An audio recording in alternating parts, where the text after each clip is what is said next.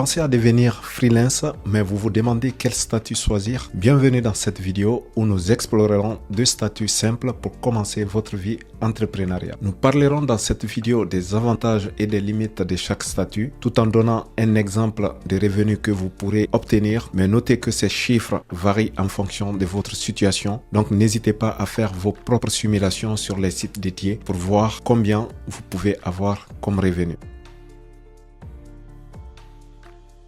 Maintenant que nous avons posé les bases, plongeons dans le cœur du sujet. Nous allons parler de deux statuts principaux dans cette vidéo, le portage salarial et l'auto-entrepreneur dans le cadre de la prestation des services. Chacun de ces statuts a ses particularités, ses avantages et ses contraintes. J'emploie bien contraintes parce que cela dépend du point de vue de chacun. Comprendre ces différences est essentiel pour choisir le chemin qui correspond le mieux à votre parcours entrepreneurial. Maintenant, découvrons ensemble quel statut peut être idéal pour votre aventure en freelance. Le premier statut qu'on va voir ici, c'est le portage salarial. D'abord, c'est quoi le portage salarial? Ce système, si je peux l'appeler ainsi, vous permet de travailler de manière autonome tout en bénéficiant des avantages d'un salarié. Imaginons aujourd'hui si vous êtes en CDI par exemple, lorsque vous passez en portage salarial, vous pouvez bénéficier des mêmes avantages. Et comment fonctionne le portage salarial? Le portage salarial fonctionne entre trois parties. Vous, le consultant, le client et la société de portage.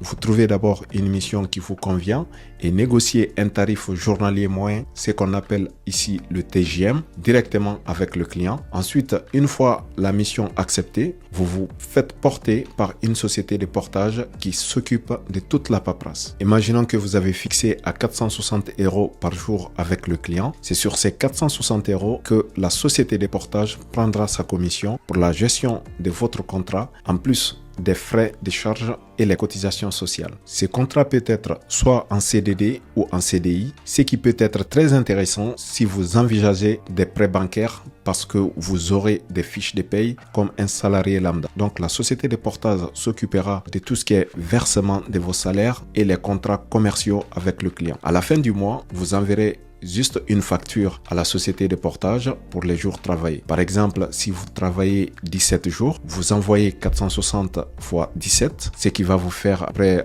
7820 € de chiffre d'affaires et elle s'occupe de la facturation et les encaissements auprès du client. Ensuite, elle vous verse après déduction de sa commission des frais de portage, des frais de charge et les cotisations sociales, ce qui donnera un revenu net dans notre cas 3858 € avant impôt. Donc déjà, vous voyez, rien que ça, vous augmentez votre salaire. C'est aussi simple que cela. Voyons maintenant quelques avantages que nous offre ce système. Les principaux avantages du portage salarial incluent la sécurité sociale complète, c'est-à-dire tout ce qui est par exemple maladie, retraite, assurance ou chômage. En plus, le soutien administratif complet de la société de portage, ce qui va vous permettre de vous concentrer sur la livraison de vos services chez les clients. Vous pouvez aussi bénéficier des avantages entreprises comme le CEE, ticket resto, chèque vacances, plan d'épargne d'entreprise, assurance vie. Toutes ces options sont bonnes à prendre, mais viendront réduire vos salaires nets, c'est bon à savoir. Un autre avantage significatif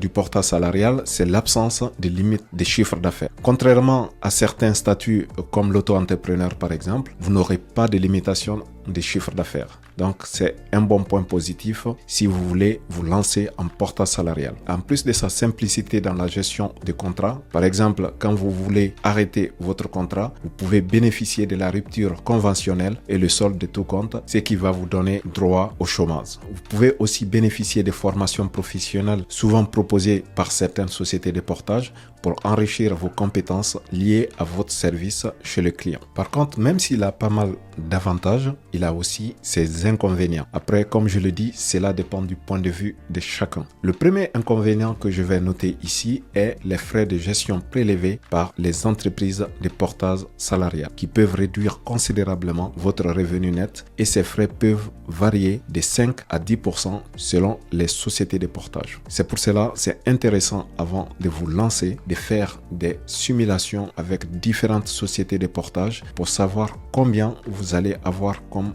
revenu net. Un autre point souvent ignoré en optant pour le portage salarial, c'est que vous dépendez de la solvabilité et de la fiabilité de l'entreprise de portage. Et cette dépendance peut représenter un gros risque si par exemple l'entreprise de portage rencontre des difficultés financières. Donc choisissez bien votre société de portage pour ne pas vous retrouver à travailler gratuitement sans salaire. Pour qui est bénéfique ce statut? Le portage salarial est particulièrement adapté à toi si tu cherches à combiner la flexibilité du freelancing avec la sécurité d'un emploi salarié. C'est une excellente option pour quelqu'un qui souhaite se lancer sans beaucoup de risques pour tester le freelancing. Cela peut être intéressant aussi si tu travailles sur des courtes missions ou à l'international par exemple et que tu préfères aussi déléguer tout ce qui est administration tout en augmentant un peu ton chiffre d'affaires afin de te concentrer pleinement sur la livraison de ton service. Continuons maintenant avec le statut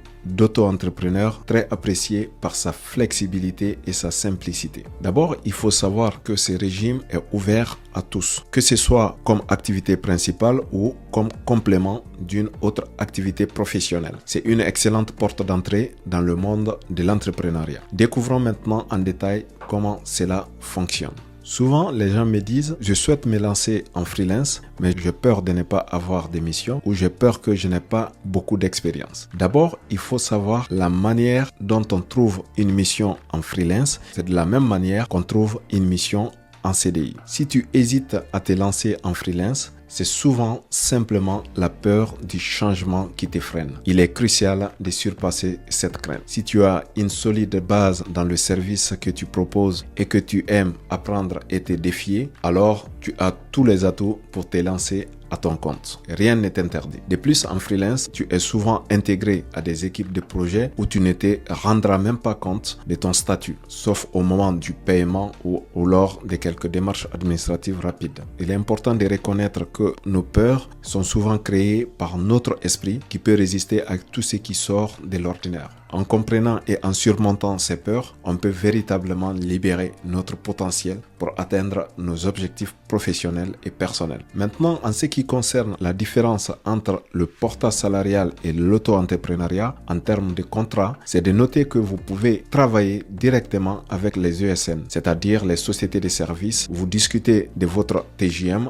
le taux journalier moyen. Une fois validé, l'ESN vous revendra au client pour prendre sa marge. Et à l'inverse du portage salarial, vous recevrez les 100% de votre TJM. Prenons l'exemple avec notre TJM de portage salarial. Donc, imaginons que vous fixez le TJM à 460 € et que vous avez travaillé 17 jours. Vous allez faire une facture de 7 820 €. L'ESN vous payera les 100% de cette facture. Ensuite, c'est à vous de payer vos cotisations sociales et fiscales à l'URSSAF qui s'élève à 22%. Donc, vous pouvez prétendre un revenu avant impôt de 6 099,60 €. Voyons ensemble quelques limites de ces statuts. Il faut noter que pour ces statuts, vous devez respecter un plafond de chiffre d'affaires annuel. Renseignez-vous sur Internet, mais en 2024, au moment où je fais cette vidéo, ce plafond est fixé à 77 700 € pour les activités de prestation de services. Il est important de savoir aussi qu'avec ce statut, vous ne pouvez pas déduire les dépenses liées à votre activité professionnelle, contrairement à d'autres statuts entrepreneuriaux. Les frais de déplacement, par exemple, d'équipement de travail, de restauration ou de véhicules ne sont pas déductibles, donc c'est bon à savoir. Cela signifie que tout ce que vous dépensez pour faire fonctionner votre entreprise doit être soigneusement planifié puisque ces coûts réduisent directement votre revenu net. Et à la fin, vous serez aussi imposé sur votre chiffre d'affaires réalisé, pas sur le bénéfice. En termes d'avantages pour ces statuts, vous n'êtes pas obligé d'avoir des obligations comptables très strictes. Il est tout de même conseillé de tenir un livre de recettes et d'achats pour des fins de vérification, même s'il faut avoir une certaine discipline personnelle en termes d'éducation financière pour éviter de tout claquer à la réception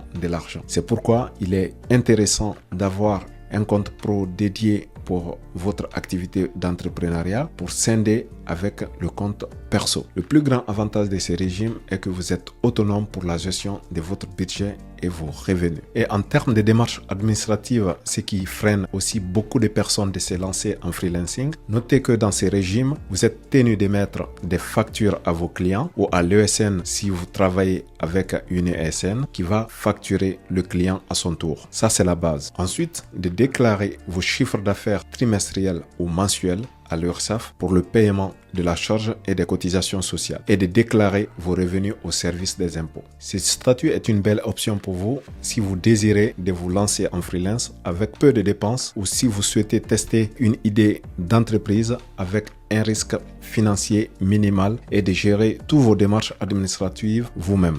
Comme vous venez de voir, bien qu'il n'y ait pas beaucoup de démarches administratives à effectuer, beaucoup de personnes ont peur de simplement remplir ces quelques formulaires. Pourtant, elles passent toute la journée à travailler pour ce qu'elles considèrent comme leur patron.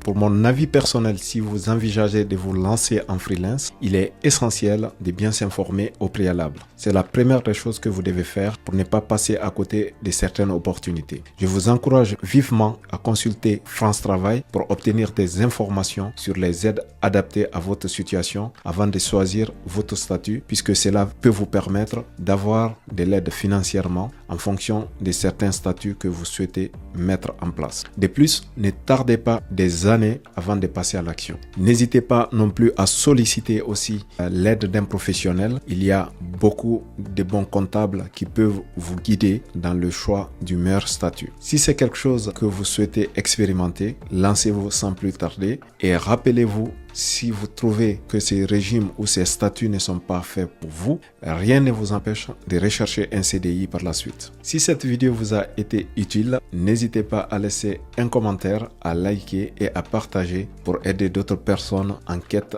d'informations similaires. Merci d'avoir regardé cette vidéo et n'oubliez pas de vous abonner pour plus de conseils utiles sur le freelancing, l'entrepreneuriat et l'automatisation des tests logiciels. À très bientôt, c'était Fodé.